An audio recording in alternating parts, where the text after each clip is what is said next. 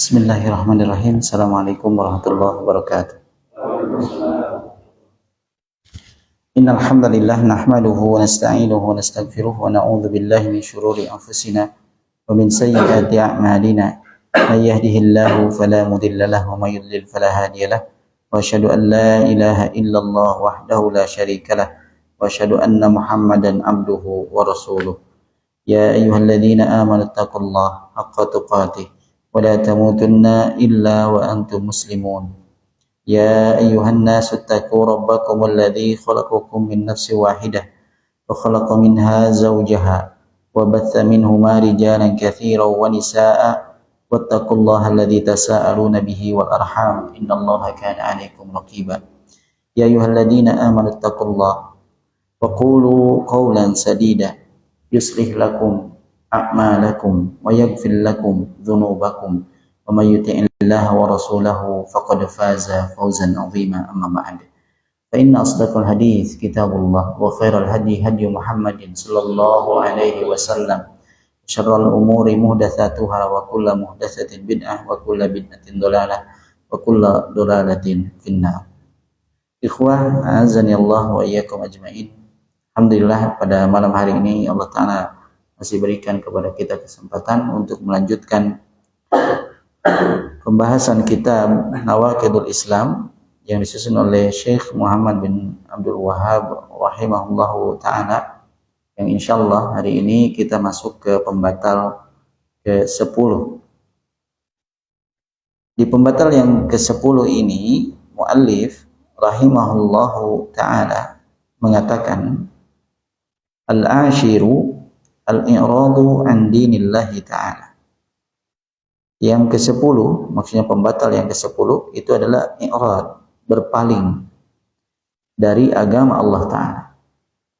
Kemudian beliau rahimahullahu ta'ala menegaskan tentang definisi dan batasan dari berpaling. La yata'allamu wa la ya'malu. Ia tidak mempelajarinya dan tidak mengamalkan.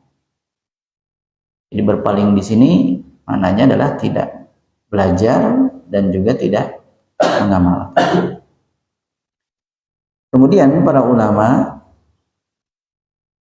rahimahumullahu ta'ala menjelaskan dan memberikan penjelasan tambahan terkait makna ini, makna i'rad tersebut. Di antaranya mereka mengatakan bahwa berpaling itu maknanya adalah berpaling dari mempelajari pokok agama. Ini pokoknya. Pokok agama yang dengannya seseorang menjadi muslim. Ya, ketika seseorang menjadi muslim itu apa? Nah, di antaranya adalah dengan syahadat tauhid, ya, dan syahadat Rasul, gitu ya. Maka seorang itu masuk ke dalam agama Islam ketika ia mengucapkan syahadat. Nah, di antara pokok-pokoknya adalah mengetahui makna syahadat, mengetahui makna syahadat tauhid maupun syahadat Rasul. Lalu apa syarat-syaratnya, apa konsekuensinya. Ini perkara pokok. Kalau seseorang mengucapkan syahadat, ia mesti tahu apa makna syahadat tersebut, apa syaratnya, apa konsekuensinya, apa rukunnya. Jangan sampai seseorang mengaku muslim namun ia tidak tahu dan tidak paham apa itu makna kata kalimat tauhid la ilaha illallah. Ia tidak tahu konsekuensi dari syahadat Rasul. Bersyahadat bahwa Muhammad Rasulullah SAW itu adalah seorang hamba dan Rasul utusan Allah. Apa konsekuensi dari persaksian ini? Ya, ini termasuk di antara yang paling pokok di dalam agama ini. Dan turunannya itu banyak. Ya, sehingga dikatakan bahwa bisa disimpulkan dua syahadat ini akhirnya menjadi syarat diterimanya semua amal ibadah. Syahadat tauhid berarti dia mengesahkan Allah Ta'ala di dalam ibadah. Ikhlas. Ini syarat yang pertama diterimanya ibadah. Harus ikhlas. Konsekuensinya turunannya ya, setelah tahu maknanya, setelah tahu syaratnya, setelah tahu rukunnya, praktek dan buktinya dengan ikhlas dalam ibadah. Bukan hanya menghafalkan saja apa syarat dan rukunnya, tapi dipraktekkan sampai bukti-buktinya. Begitu pula ketika seseorang bersaksi bahwa Nabi Muhammad SAW adalah utusan Allah, ada rukun-rukunnya, ya, ada syarat-syaratnya yang harus dipenuhi. Ujung-ujungnya apa? Ittiba. Nah, ini menjadi syarat yang kedua diterimanya amal. Ada ikhlas, ittiba. Ya, ini pokok, ini pokok. Sehingga turunannya banyak. Ya kan menjelaskan kalau bersaksi bahwa tidak ada sesembahan yang berhak disembah kecuali Allah Ta'ala, ya artinya ada penyembahan. Penyembahannya bagaimana? Berarti ada di penjelasannya di syahadat Rasul. Tidaklah seseorang beribadah kepada Allah kecuali dengan apa yang dicontohkan oleh Nabi Muhammad SAW. Berarti ittiba. Dan yang dicontohkan banyak, semuanya sudah jelas, begitu ya. Berarti turunannya tetap banyak. Dan semuanya ini dalam perkara-perkara yang pokok. Seorang itu tidak boleh berpaling dari belajar. Jangan sampai seorang itu tidak tahu apa rukun Islam, apa rukun iman. Ya. Sampai-sampai ia tidak tahu bagaimana cara sholat. Seseorang tidak tahu apakah makan di siang hari di bulan Ramadan itu batal atau tidak. Waliyadzubillah. Ini perkara-perkara pokok di dalam agama. Harus tahu. Adapun nanti ya, ada penjelasan. Dalam perkara-perkara yang terperinci, ya, itu kita semua bertingkat-tingkat dan berbeda-beda. Makanya nanti ilmu itu ada yang fardu ain, ada yang fardu kifayah. Nah, yang fardu ain ini jangan sampai luput. Jangan sampai seseorang itu lalai dari menuntut dan belajar ilmu-ilmu yang fardu ain. Kalau yang ilmu-ilmu rincian sampai terperinci, ya kita pun belajar sih, gitu ya. Tapi kalau sudah ada yang mempelajari kan bukan berarti gugur kewajibannya. Wajibnya tetap, belajarnya tetap wajib, tapi sudah cukup jika ada yang sudah paham. Ya, fardu kifayah. Ya, fardu kifayah itu ya. Dan tidak seseorang itu kemudian berhenti belajar sampai ia, katakan lain, bisa menilai dirinya cukup untuk beramal. Ya. Karena ilmu itu adalah modal untuk beramal. Seringkali akhirnya ketika dalam praktek beragama di tengah masyarakat di zaman sekarang, kita tidak lepas dari 3 kelompok yang digambarkan di dalam surah Al-Fatihah ketika berkaitan dengan ilmu dan amal. Ya. Sebagaimana kita ketahui bahwa agama Islam dibangun di atas dalil, bukan dibangun di atas perasaan, bukan dibangun di atas kebiasaan, bukan dengan perkataan biasa nagih kieu, bukan. Dan menurut orang tua dulu juga seperti ini, bukan. Ya. Atau kayaknya yang kayak gini enakin, enggak. Agama ini dibangun di atas, dan jika agama itu dibangun di atas perasaan, untuk apa Allah Ta'ala turunkan Al-Quran? Untuk apa Allah Ta'ala utus Rasul? Diturunkannya Al-Quran, diutusnya Rasul Sallallahu Alaihi Wasallam kepada kita semua untuk mengajarkan kepada kita bagaimana cara beribadah kepada Allah Ta'ala sebagaimana yang dikehendaki dan diridhoi oleh Allah. Kan sebelumnya kita tidak tahu. Kita hanya diperintahkan secara global, ya, dikabarkan ya, bahwa wa ma khalaqtul jinna wal insa illa liya'budun. Nah, untuk merinci liya'budun ini, bagaimana ibadah yang Allah Ta'ala maksud, kita butuh bimbingan Rasulullah SAW yang mengajarkan kepada kita, begini nih cara sholat, begini nih cara puasa, begini cara menunaikan zakat, dan lain sebagainya. Bukan kayaknya nih yang ini bagus, kan niatnya bagus, bukan hanya sekedar itu. Jadi niat ikhlas, kan saya mah ikhlas, iya ikhlas, tapi apakah sesuai atau tidak? Ikut kepada contoh Nabi SAW atau tidak?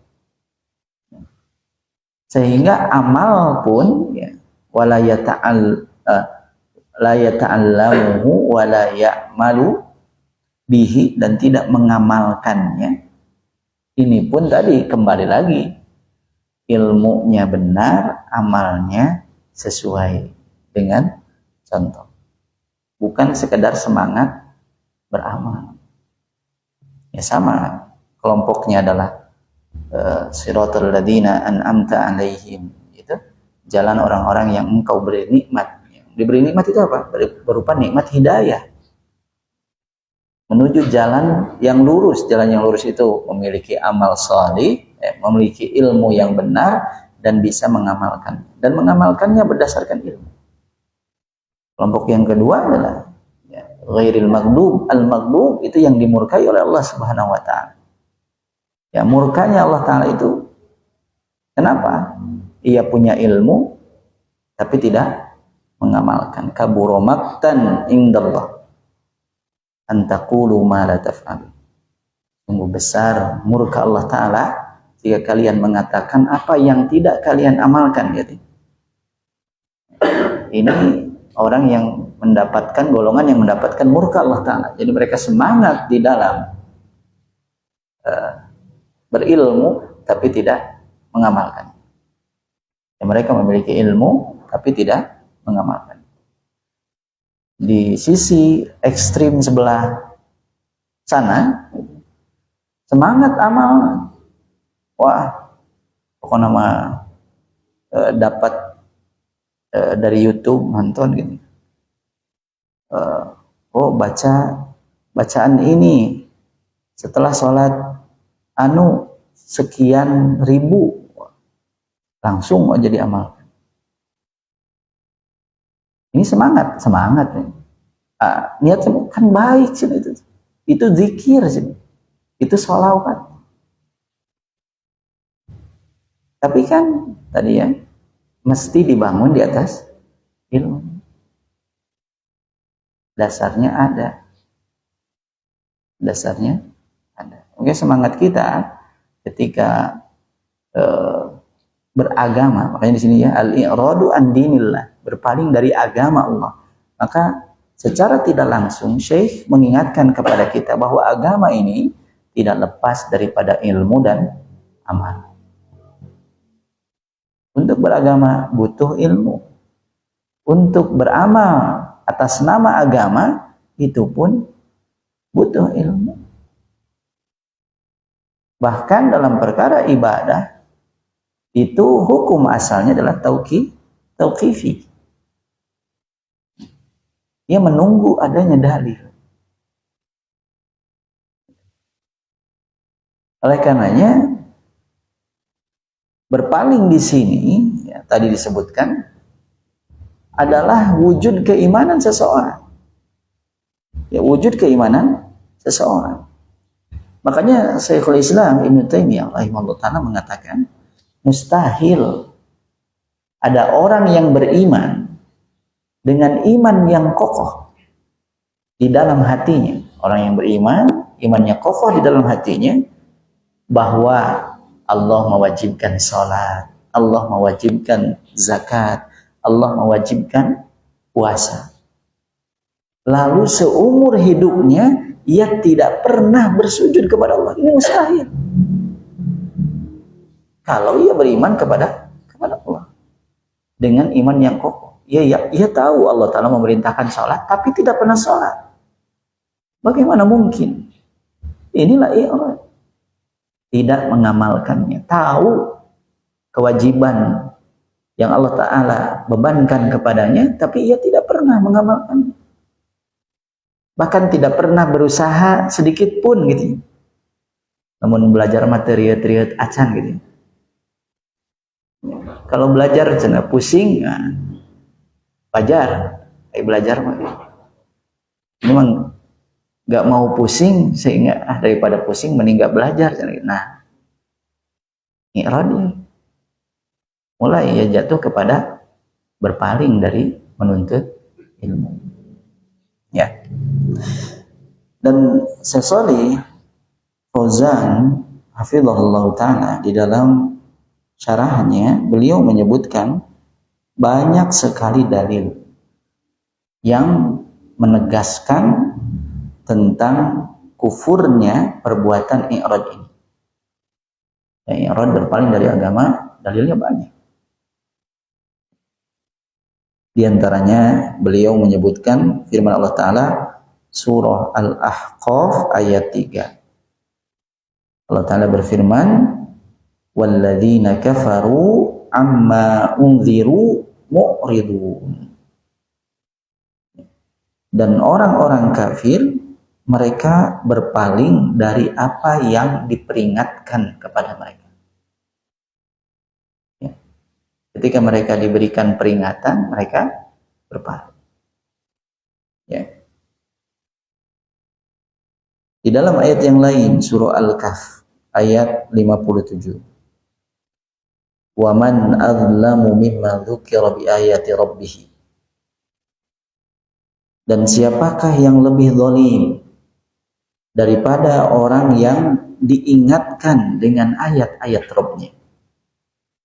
Fa'arada anha, tapi ia malah berpaling dari, lihat ya, berpaling, i'rad. Wa nasiya ma qaddamat yadah, dan ia melupakan apa yang telah dilakukan dan diperbuat oleh kedua tangan.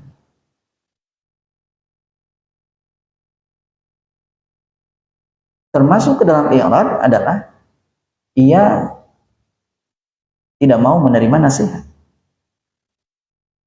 Ya.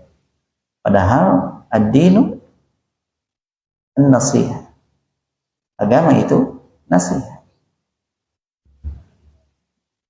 Sehingga kita saling mewasiati satu sama lain dengan kebenaran. Kita saling mewasiati satu sama lain dengan kesabaran. Inilah agama. Dan di antara bentuk i'rad, ia tertutup dari nasihat. Ketika diajak menuju kebenaran, nggak mau, enggan. Ya. Sebagaimana yang disebutkan dalam firman Allah Ta'ala surah An-Nisa ayat 61. Allah Ta'ala berfirman, wa idza qila lahum ta'alu, jika dikatakan kepada mereka, marilah ilama, kemari ya, ikutlah kami, ikutlah kalian, ilama anzalallah, kepada apa yang telah Allah Ta'ala turunkan, wa ila rasul, dan kepada rasul. Jadi ajak kembali kepada Al-Quran, ajak kembali kepada As-Sunnah. Ra'aital munafiqin, lihat ya. Nah, di antaranya ini adalah karakteristik orang-orang munafik. Engkau akan melihat orang-orang munafik ketika diseru gitu, untuk kembali kepada Al-Quran, ikut kepada Sunnah. Gitu. Mereka itu yasudduna anka sududa. Mereka akan menghalang-halangi darimu ya, dengan sebenar-benarnya. Ia akan sangat menghalangi jalan menuju kebenaran. Ini kebiasaan orang-orang munafik.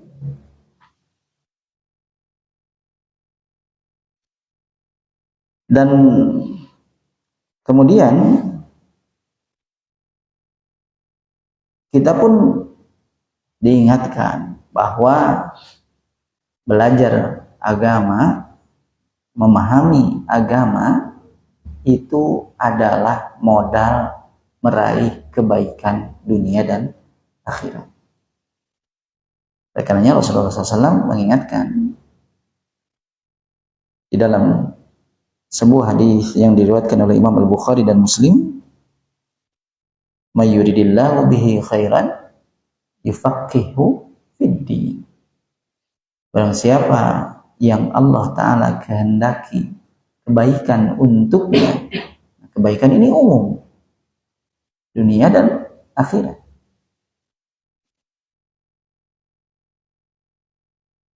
Maka Allah Ta'ala akan buat ia paham dalam urusan agamanya. Ia paham agama. Paham agama, maka akan mendapatkan kebaikan dunia dan akhirat. Fattafaquhu fid din wa ta'allumul ilm nafi' min alamatil khair alladhi aradahu Allah lil insan. Belajar agama, ya, dan mempelajari ilmu yang bermanfaat, ini termasuk tanda kebaikan yang Allah Ta'ala inginkan untuk manusia. Jadi ketika manusia Allah Ta'ala menginginkan kebaikan untuk manusia, maka Allah Ta'ala akan buat ia paham terhadap agama, akan buat ia belajar tentang ilmu yang bermanfaat. Wal iradu an tafaqquh fid din min alamati syarr. Sebaliknya, berpaling dari belajar ilmu ini jadi tanda keburukan. Kalau belajarnya bisa paham agama itu tanda kebaikan, sebaliknya tidak mau belajar, enggan untuk belajar, ini adalah pintu atau jembatan menuju keburukan di dunia, terlebih lagi nanti di akhirat. Bagaimana seseorang bisa tahu apa yang harus ia siapkan untuk bekal akhiratnya kalau tidak belajar? Bisa jadi tadi ia merasa sudah memiliki banyak bekal, namun ternyata bekal-bekalnya yang ia pikir itu merupakan bekal, ternyata adalah amal-amal yang tidak ada contohnya. Hanya sekedar memberatkan dirinya, tapi tidak memberikan manfaat bagi, karena tidak belajar. Oleh karenanya, kemudian Shalih Fauzan mengatakan bahwa mempelajari ilmu itu ada dua macam. Ya, ada kelompok yang hukumnya fardu ain bagi setiap muslim. Tidak ada seorang pun yang diberikan uzur, ya, bijahlihi, ya, uzur tidak tahu, uzur bil jahal, tidak ada. Semuanya mesti tahu. Nah, ini kalau ilmunya fardu ain. Apa ilmu-ilmu atau kelompok yang hukumnya fardu ain? Wa huwa ma la yastaqimu dinul abdi illa bihi min ma'rifatil aqidah as-sahihah. Ya, yaitu perkara-perkara yang agama seorang hamba itu tidak akan tegak kecuali dengannya. Berupa apa? Al-aqidah sahihah, mengetahui akidah yang benar, rukun iman, gitu ya. Bagaimana beriman kepada Allah, beriman kepada malaikat, beriman kepada kitab, beriman kepada para rasul, itu bagaimana akidahnya yang benar. Dan juga wama yudaduha, dan apa yang menyelisihinya, kebalikannya. Karena sesuatu itu akan lebih jelas ketika kita mempelajari apa kebalikannya. Ketika belajar tentang tauhid, pelajari juga tentang syirik. Untuk apa? Untuk penjaga agar jangan jatuh kepadanya. Belajar tentang syirik itu khawatir kita jatuh ke dalam kesyirikan tanpa kita ketahui, tanpa kita sadari. Ya. Atau yang menguranginya. Termasuk diantaranya adalah pembatal-pembatal keislaman ini penting dipelajari, karena kalau tidak belajar, kita bagaimana bisa tahu bahwa mengolok-olok agama itu termasuk pembatal keislaman. Sementara di zaman sekarang dianggap remeh, dijadikan materi stand up. Ini dianggap biasa dan penontonnya tertawa, lihat. Nah, ingat ya, yang kita bahas pada beberapa pertemuan sebelumnya terkait mengolok-olok itu, yang hadir pun ikut mendapatkan hukum yang sama karena dianggap ridho. Lihat ya, bagaimana yang tiba-tiba cuma nonton doang lalu ia tidak mengingkarinya karena tidak tahu ya, dianggapnya biasa saja, ia tidak mengingkarinya, berarti ia dianggap ridho dengan pelecehan itu, dan itu bisa membatalkan keislaman. Ya. Wa ma'rifatu ahkami shalah wa zakah wa siyam wal hajj wal umrah. Ini perkara-perkara pokok yang hukumnya fardu ain. Apa saja hukum-hukum sholat, zakat, puasa, haji, umroh, atau rukun Islam yang 5. Itu setiap muslim mesti tahu. Harus tahu. Ini fardu ain. Ini yang fardu ain. Yang kedua adalah ma ta'allumuhu fardu kifayah. Apa yang mempelajarinya itu adalah fardu kifayah. Jadi ada yang ilmunya itu fardu kifayah. Nah, kalau fardu kifayah walaisa ala kulli muslimin bal ala man indahul istidad lidzalika. Ini wajibnya bukan bagi setiap muslim, tapi bagi orang yang memiliki persiapan untuk hal tersebut, ya, para penuntut ilmu, para ulama. Apa saja contohnya? Ta'allumu baqiyati abwabil ilmi min fiqhil muamalat. Nah, fikih muamalat. Dan rinciannya itu, wah, Masya Allah, banyak. Nah, awam nggak wajib, nggak fardu ain gitu. Ya, penuntut ilmu ya belajar. Ulama ya mesti tahu ulama. Nanti kalau ditanya gimana? Nah, tapi ulama juga nggak jadi jaminan tahu segala hal kan gitu. Sehingga dalam tatanan ilmiah agama kita mengucapkan la adri itu bukan aib. Saya tidak tahu, ya, para ulama mengatakan saya tidak tahu. Ini bukti bahwa ulama itu pun berhati-hati di dalam menyampaikan ilmu. Jangan sampai apa yang ia katakan itu tidak ada dasarnya. Jadi jangan dicela ulama seperti itu. Malah dicela, namanya ulama gitu. Apa? Itu gitu wae. Ulama juga sama. Belajar gitu. Justru sisi yang mesti kita kagumi, istilahnya kita buat percaya kepadanya adalah ia berhati-hati dalam menyampaikan ilmu, menyampaikan agama. Jangan justru wah hebat ulama ieu mah segala tahu. Segala tahu teh ya, mudah-mudahan itu di atas ilmu gitu. Bagaimana kalau nggak jawab ya dilecehkan, jawab tapi nggak ada dasarnya. Ya, bukan hanya ia yang sesat, menyesatkan jemaah, kan begitu.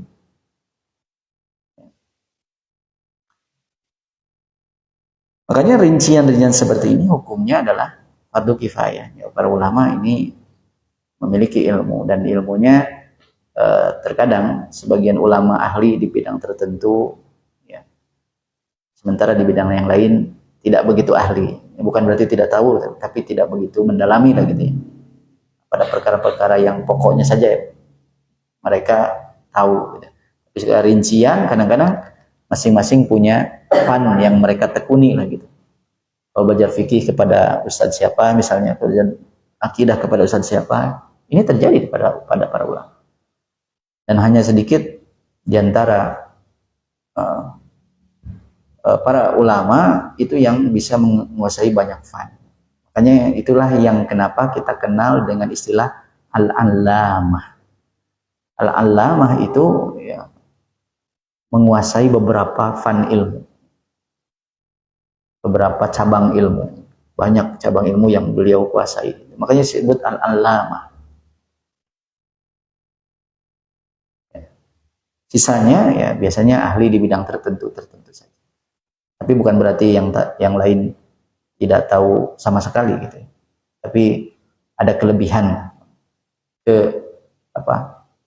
Kalau sekarang spesifikasi lagi gitu.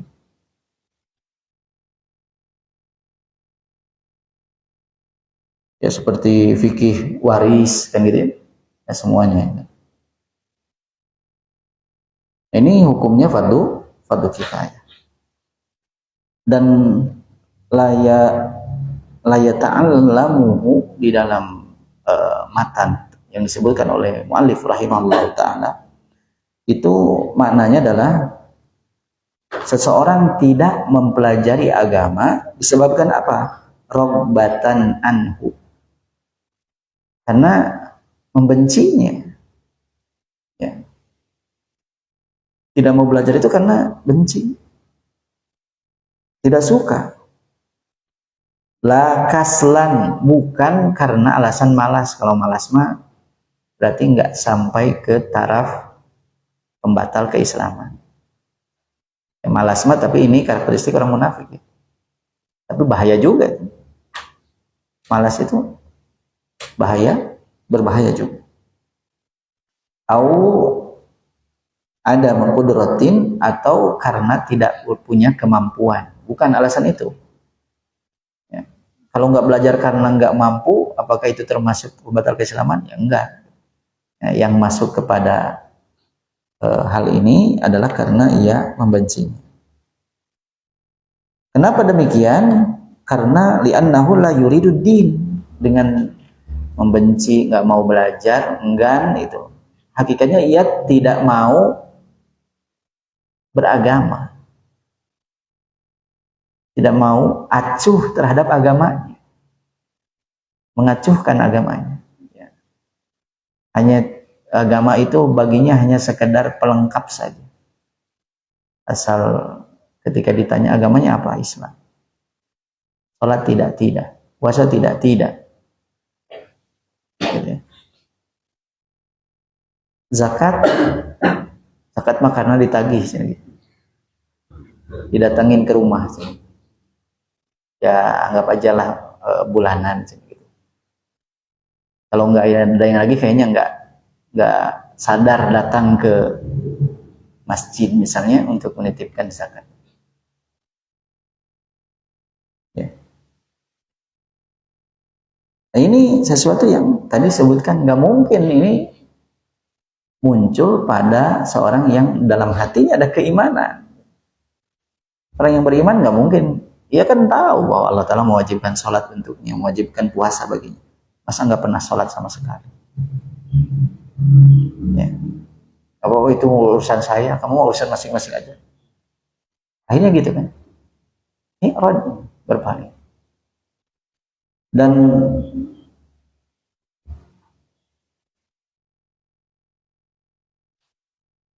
orang-orang yang menolak untuk belajar ilmu karena membenci ilmu tersebut, dan ini adalah indikator bahwa ia membenci agama, maka inilah orang-orang yang terjatuh ke dalam pembatal keislaman. Ia kafir.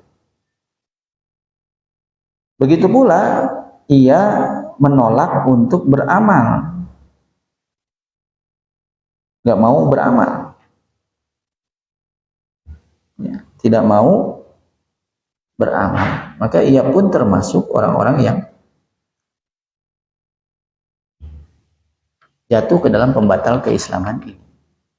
Ia tidak beramal, tidak mengamalkan sama sekali perintah Allah Subhanahu wa ta'ala, sehingga ia rafadul amal ma'a qudratihi alaih. Ia menolak amal padahal ia mampu melakukannya. Beda kalau tidak mampu. Kenapa nggak melakukan haji belum mampu misalnya. Belum mampu mah beda. Ini mah udah mampu, malas ge munafik. Ya. Malas juga ini termasuk ke munafik. Sekarang banyak yang menunggu, meskipun menunggu lama, mereka semangat di dalam berusaha untuk bisa menunaikan rukun Islam ini.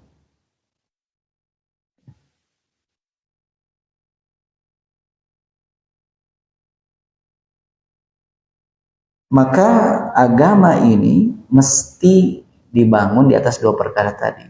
Mempelajari perkara-perkara agama, ya. Yang kedua adalah mengamalkan. Ya. Mempelajari dan mengamalkan.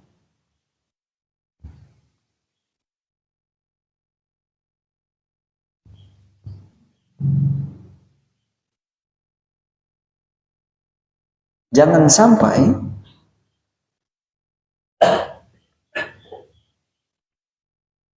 tujuan belajar, tujuan seseorang belajar itu hanya sekedar mengkoleksi ilmu pengetahuan. Berarti salah di dalam niat.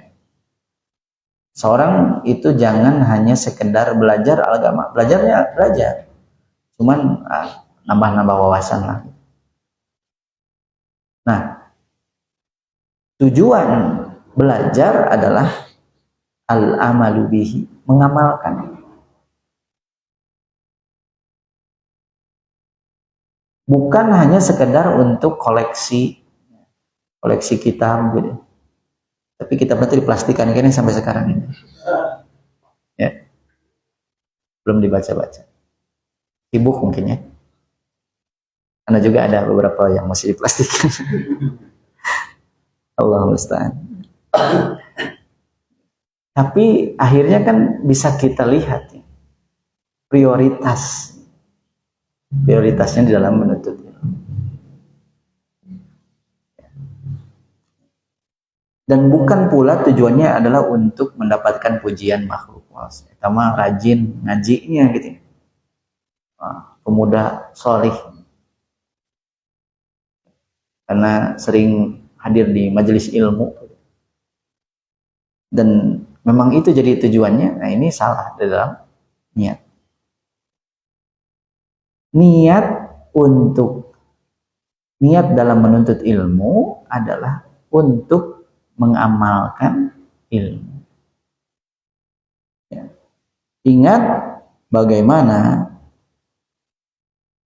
akhir kesudahan bagi orang-orang yang salah dalam niat ketika belajar. Fa awwalu man tus'aru bihimun nar yaumal qiyamah salasa. Golongan orang yang pertama kali neraka dinyalakan untuk mereka itu ada 3 golongan. Mujahid wa mutasaddiq wa muta'allim.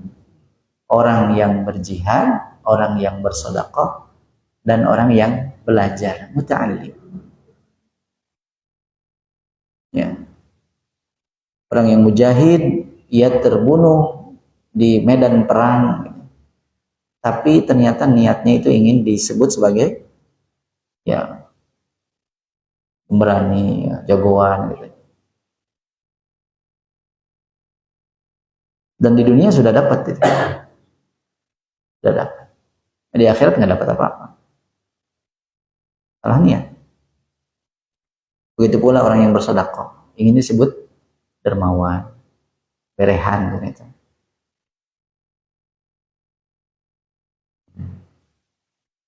Dan juga ada sumayuta bil alim fayuqalu lahu madza amilta. Didatangkan kelompok yang ketiga ini, orang yang alim. Apa yang sudah kamu amalkan? Fayaqul ta'allamtu fikal ilm. Aku mempelajari ilmu di jalanmu. Wa ta'allamtuhu. Dan aku pun mengajarkannya, untuk mempelajarinya. Fayaqulullah, Allah Ta'ala berfirman kepadanya, kadzabta, engkau dusta. Walakinnaka ta'allamta liyuqal huwa alim. Engkau belajar itu hanya untuk disebut alim. Wah, saya tahu alim, bukan alim tidak mau ya. Alim, ya, orang yang mengetahui. Waqad qila fayushabu ilan nar. Dan ucapan ini sudah ia dapat di dunia. Makanya ini pun jadi pengingat ya, introspeksi untuk kita semua lah. Untuk anak pribadi bukan untuk ngajak sini. Si antum memang sudah masya Allah. Jadi ketika seseorang dikatakan wah alim gitu. Nah pujian ini kadang menghanyutkan. Pujian itu lebih berbahaya daripada celaan. Karena pujian itu sesuai dengan hawa. Beda dengan celaan. Kalau dicela mah hawa teh waspada gitu. Malahan mah hoyong malas gitu. Ya nafsu kan itu hawa. Tapi kalau dipuji hawa nafsu senang. Hawa nafsu senang. Dan hati kita lemah. Ketika bergerak niatnya dan berubah, beralih akhirnya hanya untuk mendapatkan pujian makhluk, ia tidak akan dapat apa-apa. Allahumma musta'an.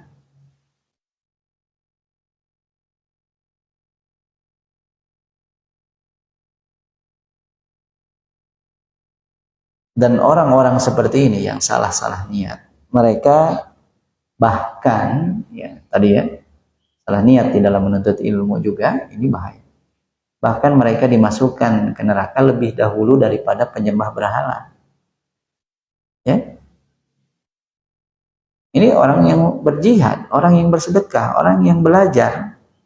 Mereka yang masuk neraka duluan karena salah niat.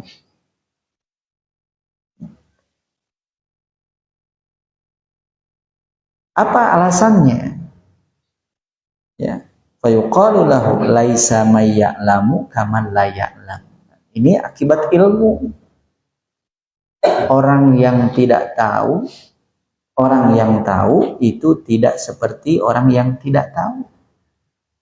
Dia tahu seharusnya belajar itu untuk Allah, tapi kemudian niatnya berubah, bergeser. Berarti ia melakukan sesuatu yang tidak diridhoi Allah Ta'ala dalam kondisi ia tahu itu tidak diridhoi, akan berbeda dengan orang yang jatuh ke dalam kemaksiatan dalam kondisi ia tidak tahu kan gitu.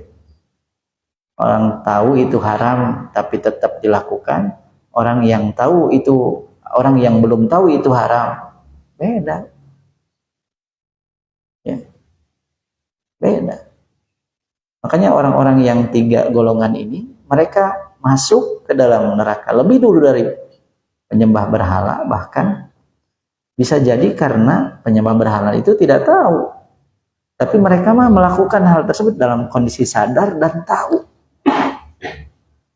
Waliyadzubillah.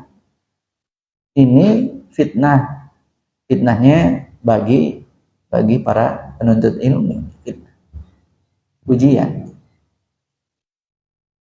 Ilmu itu wajib dicari, setelah didapat ia menjadi beban bagi pemiliknya, beban untuk mengamalkan, beban untuk mendakwahkan. Ini tanggung jawabnya orang yang sudah punya ilmu harus mengamalkan. Orang yang sudah punya ilmu harus menyampaikannya, minimal ya kepada orang-orang yang di bawah tanggungan kita lah. Kalau belum bisa manggung ya, yang di bawah tanggungan kita saja, istri, anak-anak, sampaikan kepada mereka. Yang mereka itu tanggung jawab kita. Bagaimana jadinya kalau seorang suami tidak belajar ilmu? Apa yang akan ia lakukan kepada istri dan anak-anaknya? Kemana ia mengarahkan mereka?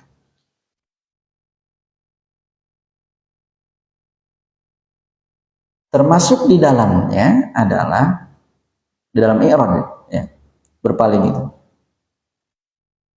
Orang yang menolak ilmu karena sombong, nggak mau, karena sombong. Karena ini termasuk kufur disebabkan kesombongan. Tadi ya, walladzina kafaru amma unziru mu'ridun. Dan orang-orang yang kafir, mereka itu berpaling dari apa yang diperingatkan kepada mereka. Mereka diperingatkan tentang bahaya siksanya Allah Ta'ala. Tapi mereka gak mau dengar. Sombong. Ada juga orang yang yarfudud dalil wa qabul al-haq idza buyina lahu muhafadzatan ala dini abaihi wa ajdadihi hamiyatan wala yuqbalul haqq wala yaqbalul haqqa wa yamqa ala ma huwa alaihi. Ada orang yang menolak kebenaran karena ia mempertahankan agama apa itu? Nenek moyangnya. Ini pun termasuk i'rad.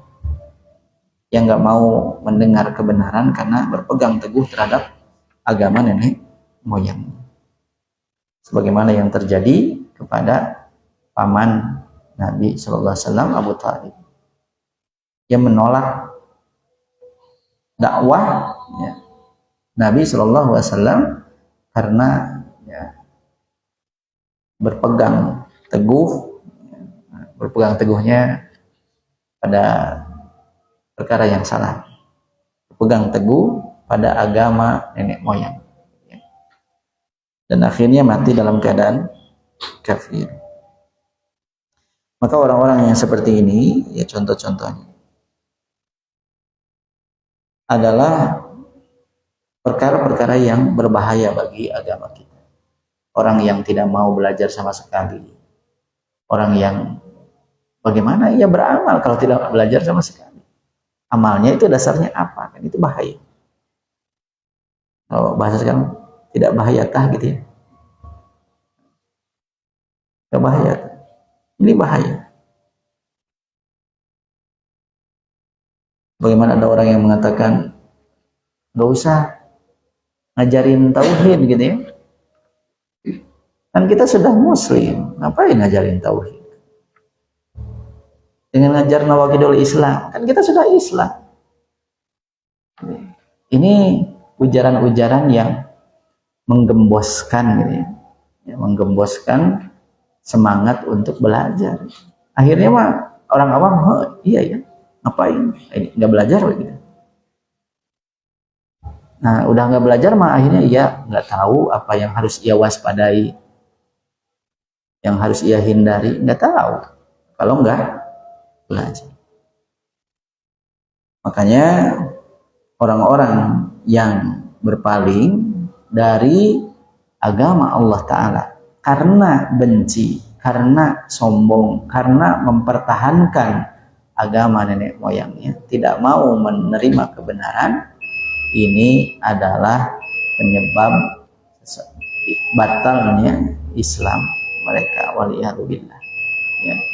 Kita memohon kepada Allah Ta'ala agar Allah Ta'ala jaga kita semua, istiqomahkan kita di atas Islam, semangatkan kita dalam menuntut ilmu yang bermanfaat, sehingga setiap amal yang kita lakukan dibangun di atas ilmu yang benar sesuai dengan Al-Quran dan As-Sunnah berdasarkan pemahaman para salafus salih. Itu saja mungkin yang bisa saya sampaikan. Mudah-mudahan sedikit ini ada faedah dan manfaatnya. Naktafi bihadzal qadar. Subhanakallahumma bihamdika asyhadu an la ilaha illa anta astaghfiruka wa atubu ilaik. Astaghfirukum. Assalamualaikum warahmatullahi wabarakatuh.